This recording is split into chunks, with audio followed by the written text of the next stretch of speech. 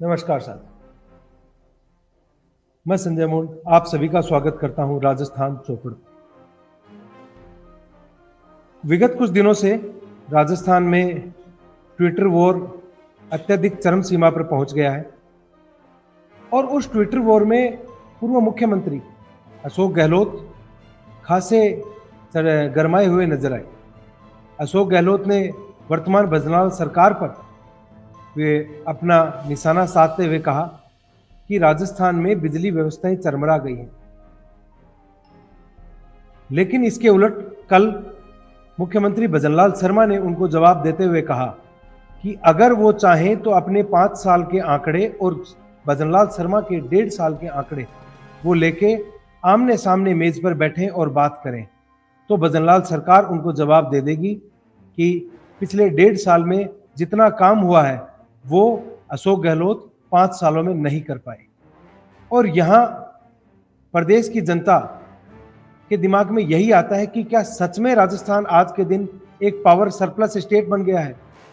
तो साथियों, ये बात बिल्कुल सत्य है कि आज हम पावर सरप्लस स्टेट हैं। अगर आज की वर्तमान की मैं बात करूं तो राजस्थान में प्रतिदिन बिजली उत्पादन 1044 गीगावाट है। वहीं इसके उलट जितना अपना कंजप्शन है, राजस्थान का दैनिक औसत जो खपत है वो लगभग 319 गीगावाट प्रति घंटे की आती है।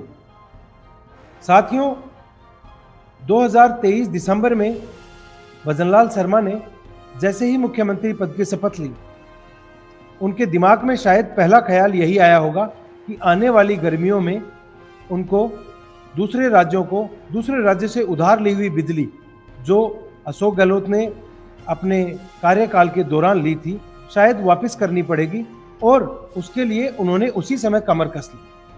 राजस्थान के अंदर सौर ऊर्जा के नए केंद्र स्थापित किए गए, 4000 गीगावाट की बैटरी स्टोरेज कैपेसिटी का एक नया प्लान बनाया गया और उसको इंप्लीमेंट भी किया गया। उसके साथ ही 1000 गीगावाट प्रतिदिन की क्षमता वाले सौर ऊर्जा उत्पादन इकाई स्थापित करी गई। इन सब के बाद राजस्थान अपनी सरप्लस स्थिति में पहुंच चुका है।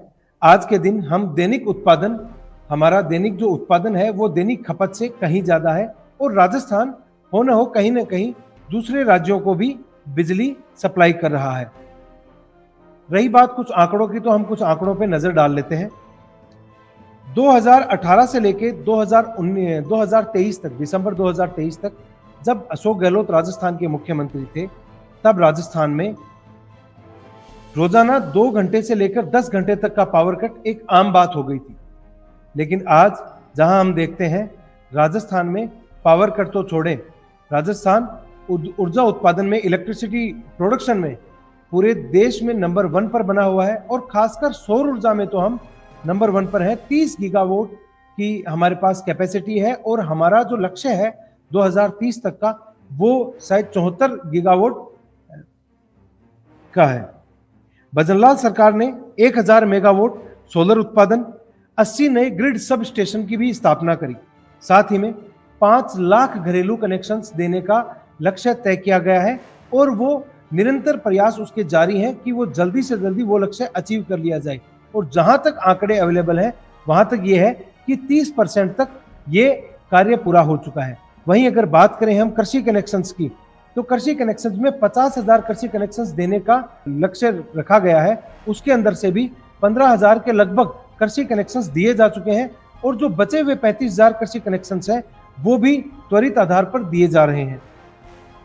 आगे हम देखें तो रिन्यूएबल एनर्जी, जिसे नवीकरणीय ऊर्जा के स्थान पे हम आधार पर समझा जाता है, तो उसकी प्रतिदिन की या जो प्रति वर्ष की जो प्रोडक्शन कैपेसिटी है वो 30.31 गीगावाट की है। वहीं उसके अंदर सोलर का अगर हम स्थान देखें तो वो 24.55 गीगावाट का आता है। राजस्थान में किसानों की सबसे बड़ी एक समस्या कई सालों से, क्या जब से बिजली आई तभी से रही है कि किसान दिन में बिजली मांगता है। क्यों? क्योंकि दिन में अगर सुबह 4 बजे से लेकर सुबह 10 बजे तक अगर बिजली की आपूर्ति होती है, बिजली की सप्लाई होती है, तो कृषि योग्य जो कृषि कार्य के लिए जो कुएं चलाए जाते हैं, जो जितने भी कार्य किए जाते हैं, वो बेहतरीन अपना इम्पैक्ट डाल पाते हैं, और उसके लिए ही दिन में सप्लाई मांगी जाती है। वहीं दूसरी तरफ रात के समय जब बिजली सप्लाई करी जाती है तो अंधेरे में कई बार किसी दुर्घटना होने का भी अंदेशा रहता है। साथ ही में किसान को रात भर जागना भी पड़ता है, क्योंकि ये देखा गया है गांवों में भी कि निर्बाध आपूर्ति नहीं हो पाती, कभी अंधड़ की वजह से या कभी किन्हीं और कारणों से आपूर्ति में बार बार विघटन आते हैं, और उनकी वजह से किसान को काफी समस्याओं का सामना करना पड़ता है। लेकिन वर्तमान की भजनलाल सरकार ने कृषि हितैषी, किसान हितैषी कार्यक्रम दिखाते हुए और अपनी संवेदना दिखाते हुए 74% अब तक हम दिन में बिजली सप्लाई कर पा रहे हैं। वहीं जो बचा हुआ जो प्रतिशत है वो भी शायद 2027 तक का लक्ष्य है कि 2027 तक हम किसानों को पूर्ण रूप से दिन में बिजली सप्लाई कर पाएंगे। साथियों, अगर फ्री बिजली की बात करी जाए तो पूर्ववर्ती गहलोत सरकार ने ही फ्री बिजली योजना चालू करी थी, और उसके अंदर जैसे ही भजनलाल सरकार आई, इनका जो चुनावी घोषणा पत्र था उसमें भी इन्होंने कहा था कि हम जो फ्री बिजली यूनिट है वो उसको बढ़ा देंगे, और भजनलाल सरकार ने अपना वादा निभाते हुए 100 से 150 यूनिट फ्री बिजली आपूर्ति देने का जो वादा था वो निभा दिया है, और आज के दिन वर्तमान में 150 यूनिट बिजली प्रतिदिन प्रति महीने लोगों को मुफ्त मिल रही है। अब बात करते हैं पीएम सूर्य घर योजना की। पीएम सूर्य घर योजना के अंदर राजस्थान में अब तक 32,987 पीएम सूर्य घर योजना के इंस्टॉलेशंस लग चुके हैं। अगर इसमें देखा जाए तो एप्लीकेशन टू इंस्टॉलेशन जो रेशियो है वो अभी तक 6% के आसपास है, जो नेशनल रेशियो 20% से 14% कम है। लेकिन फिर भी 32,987 जो पीएम सूर्य घर योजना के अंदर जो लग चुके हैं, उससे भी लोगों के अंदर एक भावना उमड़ रही है कि पीएम सूर्य घर योजना जो रूफटॉप सोलर योजना है, ये एक बेहतरीन ऊर्जा का स्रोत है। इसमें लोग स्वयं की घर के अंदर भी निर्बाध आपूर्ति उसको बना सकते हैं। साथ ही में अगर आप सरप्लस आपके पास बिजली का उत्पादन होता है तो अब वो आप बेच भी सकते हैं। जो बिजली आपूर्ति कंपनियां हैं वो स्वयं आपकी बिजली खरीदती भी हैं और एक निर्धारित तय रेट पर खरीदती हैं। साथियों, अगर हम बात करें तो भजनलाल सरकार ने बिजली के अंदर, खास तौर पर ऊर्जा के अंदर और रिन्यूएबल एनर्जी, नवीकरणीय ऊर्जा के अंदर जो अभूतपूर्व कदम उठाए हैं वो पूर्ववर्ती गहलोत सरकार से बहुत ज्यादा अधिक है। एक समय था जब अशोक गहलोत को यह तक कहना पड़ गया था कि राजस्थान के निवासी अभी बिजली का विवेकपूर्ण इस्तेमाल करें क्योंकि बिजली नहीं है।